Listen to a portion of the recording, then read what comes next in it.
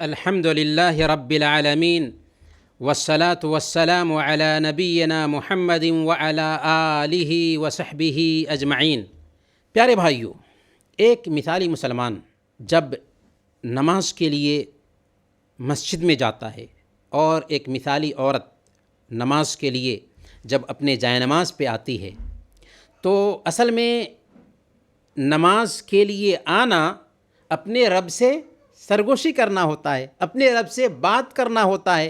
اگر ہمیں کسی بادشاہ کے ہاں سے دعوت آ جائے تو کتنے اہتمام کے ساتھ ہم بادشاہ کے پاس جائیں گے، کتنے اہتمام سے اس کی بات سنیں گے اور اس سے بات کریں گے، جبکہ ہمارا رب تو بادشاہوں کا بادشاہ ہے۔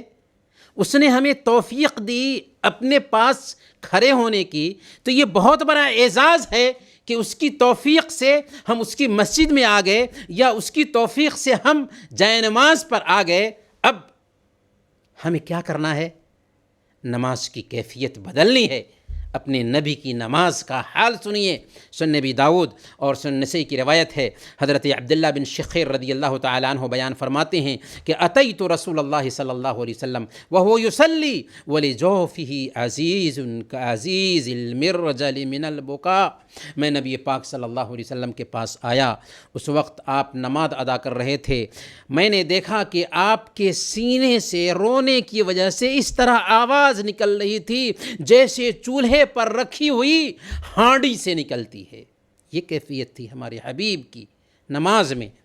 امام ابو نعیم نے حلیۃ الاولیاء میں لکھا ہے، امام زین العابدین علی بن حسین رحمۃ اللہ علیہ جب وضو سے فارغ ہوتے تو وضو اور نماز کے بیچ ان کے بدن میں کپ کپی طاری ہو جاتی تھی۔ جب ان سے اس کا سبب پوچھا گیا تو انہوں نے کہا وَيْحَكُمْ أَتَدْرُونَ إِلَى مَنْ أَقُومُ وَمَنْ أُرِيدُ أَنْ أُنَاجِي۔ تمہیں پتہ ہے کہ ہم کس کے سامنے کھڑے ہونے جا رہے ہیں اور کس سے سرگوشی کرنا چاہتے ہیں؟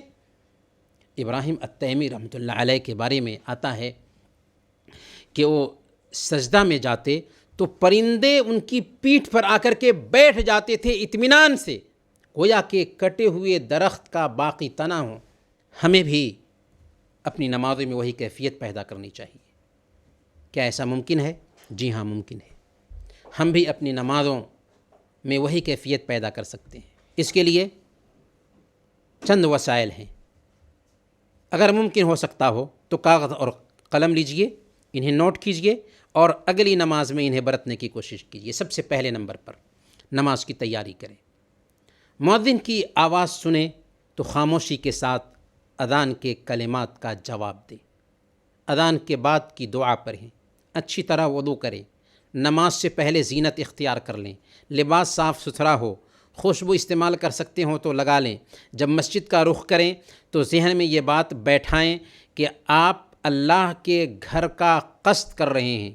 جو دھرتی میں جتنی بھی جگہیں ہیں ساری جگہوں سے بہتر جگہ ہے، اور ان خوشخبریوں کو بھی ذہن میں بیٹھائیں کہ ہر قدم پر آپ کا ایک گناہ معاف ہو رہا ہے اور ایک درجہ بلند ہو رہا ہے۔ نماز شروع کرنے سے پہلے ان تمام چیزوں سے اپنے آپ کو فارغ کر لیں جو آپ کو نماز میں مشغول کر سکتی ہوں۔ صفیں سیدھی کر لیں، صفوں کے بیچ خالی جگہ ہے تو اسے پر کر لیں، ہاتھ باندھنے سے پہلے ممکن ہو سکے تو مسواک کر لیں۔ یہ سب نماز کی تیاری میں آتا ہے۔ دوسرے نمبر پر جب نیت باندھیں تو اللہ اکبر کہیں گے۔ اللہ اکبر کہتے ہوئے اس لفظ پر غور کریں، اللہ اکبر کیا ہے؟ ہم کیا کہہ رہے ہیں؟ ذرا سوچیں۔ اللہ سب سے بڑا ہے۔ اللہ کی عظمت کو دل میں بیٹھائیں۔ آپ ہاتھ اٹھا رہے ہیں اور اللہ اکبر کہہ رہے ہیں تو گویا آپ اللہ رب العالمین کو سب سے بڑی ہستی مان رہے ہیں۔ آپ کا مال آپ کے پیٹھ کے پیچھے، بیوی کی محبت پیٹھ کے پیچھے، اولاد کی محبت پیٹھ کے پیچھے، کاروبار کی محبت پیٹھ کے پیچھے، دوست و احباب کی محبت پیٹھ کے پیچھے، ساری محبت پر قربان رب کی محبت ہے۔ اللہ اکبر، اللہ سب سے بڑا ہے۔ اس لفظ پر غور کریں اور نماز کی ہر رکعت میں تقریباً ہم 5-6 مرتبہ اللہ اکبر کہتے ہیں۔ اس اللہ اکبر پر غور کریں، سوچیں، فہم بھی ہو، تدبر بھی ہو، سوچے بھی سمجھے بھی، اور پھر اس پہ غور بھی کریں۔ دیکھیں نماز کی کیفیت کیسی ہوتی ہے۔ تیسرے نمبر پر نماز میں موت کو یاد کر لیں۔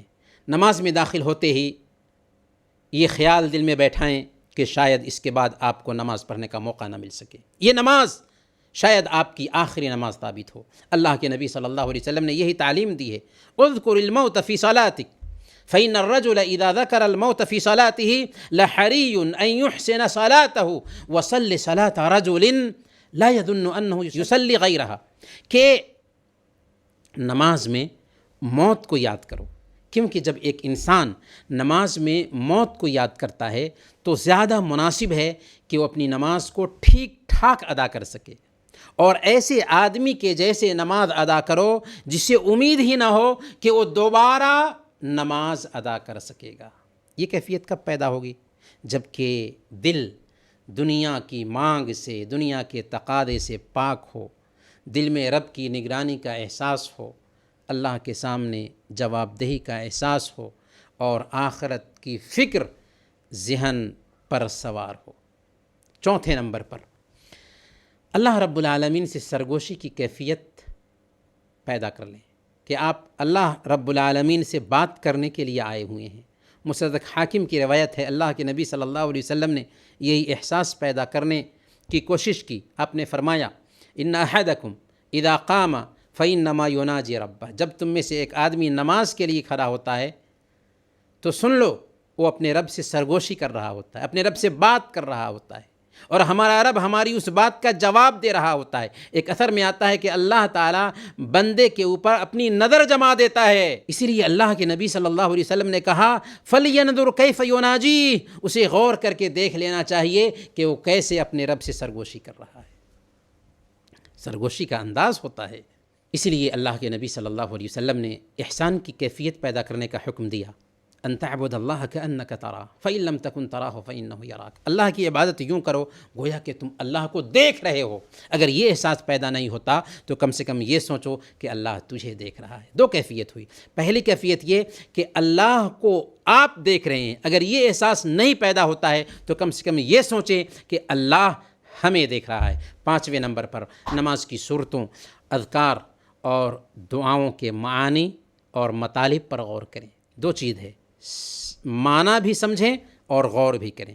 نماز میں پڑھی جانے والی صورتوں اور اذکار جیسے ثنا ہے، سورہ فاتحہ ہے، رکوع اور سجود کی دعائیں ہیں، تحیات ہے، درود شریف ہے، سلام پھیرنے سے پہلے کی دعائیں ہیں، ان کے معنی آپ کو معلوم ہوں۔ ان کے معنی معلوم ہونے کے ساتھ ساتھ آپ ان پہ غور بھی کر رہے ہوں، معنی بھی معلوم ہو اور غور بھی کر رہے ہوں۔ آج ہوتا کیا ہے، رٹی رٹائی دعائیں ہوتی ہیں، بے خیالی کی تلاوت ہوتی ہے، جس کی وجہ سے ہم نماز میں ہوتے ہیں لیکن ہمارا ذہن نماز سے باہر ہو جاتا ہے۔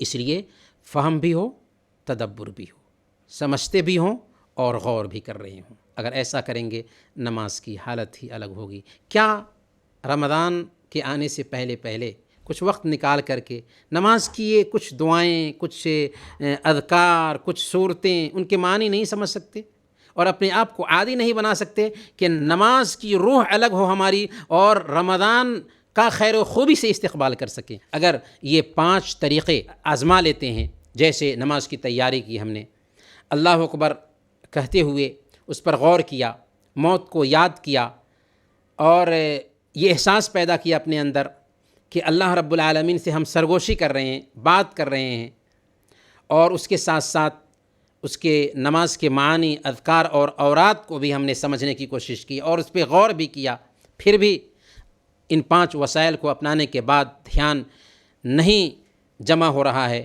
خشوع اور خضوع نہیں آ رہا ہے، تو آخری کام اللہ کے نبی صلی اللہ علیہ وسلم نے یہ بتایا کہ اپنے بائیں طرف 3 بار تھوک دیں۔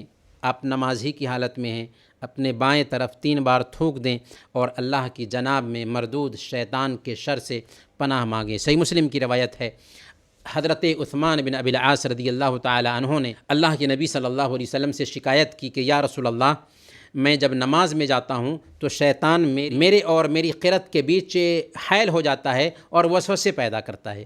آپ صلی اللہ علیہ وسلم نے ارشاد فرمایا ذاک شیطان یقال له خنذب فَإِذَا أَحْسَسْتَهُ فَتَعَوَّذْ بِاللَّهِ مِنْهُ وَاتْفِلْ عَلَى يَسَارِكَ ثَلَاثًا، کہ یہ شیطان ہے جسے خنزب کہا جاتا ہے، خنزب بھی کہتے ہیں اور خنزب بھی کہتے ہیں۔